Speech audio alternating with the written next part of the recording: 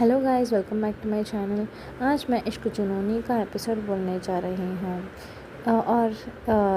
यह एपिसोड की शुरुआत में गुरु को रास्ते में अपनी गलती का एहसास होता है और वह अपनी पत्नी यानी रूहानी, जिसे कंपाउंडर कहता है, उसे बचाने के लिए पूरे परिवार के खिलाफ खड़ा हो जाता है।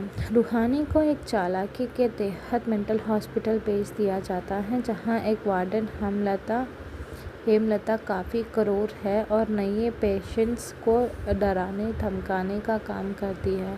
रूहानी वहां डरती नहीं है, बल्कि नर्स और वार्डन के खिलाफ पूरी हिम्मत से आवाज़ उठाती है और कहती है कि उसका पति गुरु उसे बचाने के लिए तूफान बनकर ज़रूर आएगा।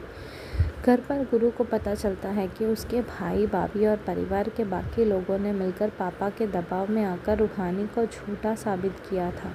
गुरु काफ़ी गुस्से में आ जाता है और खुद को चोट पहुंचाता है, जिसके बाद उसके भाइया और भाभी उसे समझाते हैं और माफ़ी मांगते हैं।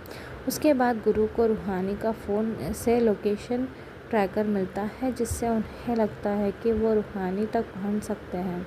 जब गुरु घर से निकलने लगता है तो उसके पापा और दादी उसे रोकने की कोशिश करते हैं और उसे अपनी छड़ी से मारने की धमकी देते हैं, पर गुरु कहता है कि वो अब अपनी पत्नी के सम्मान के लिए आखिरी सांस तक लड़ेगा और उन्हें बताता है कि भावगी तो उसी दिन हो गई थी जिस दिन उन्होंने रूहानी से दिल लगाया था।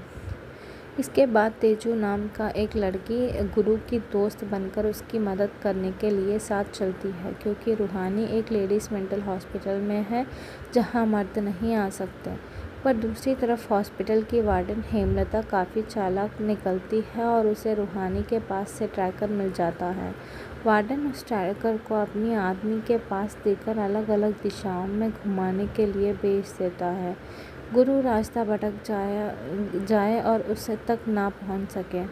एपिसोड के आखिर में एक और बड़ा सच सामने आता है कि जब वार्डन हेमलता और त्रिपुरी नाम का शख्स के बीच फ़ोन पर बात होती है, पता चलता है कि उसी हॉस्पिटल में पहले से ही कुसुम जीजी को भी छुपा कर रखा गया है, जिसे रूहानी ढूंढ रही थी।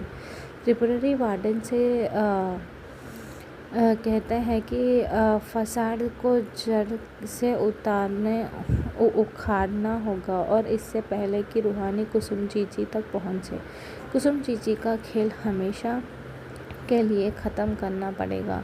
गुरु ट्रैकर के चक्कर में रास्ता भटक जाता है और परेशान हो जाता है, पर वो हार नहीं मानता और माता रानी से प्रार्थना करता है कि वो उसे उसकी पत्नी तक पहुंचाने का कोई रास्ता दिखाए। अब अगला एपिसोड में क्या होने वाला है वो देखा जाएगा। तब तक please wait, watch and subscribe. Thank you so much.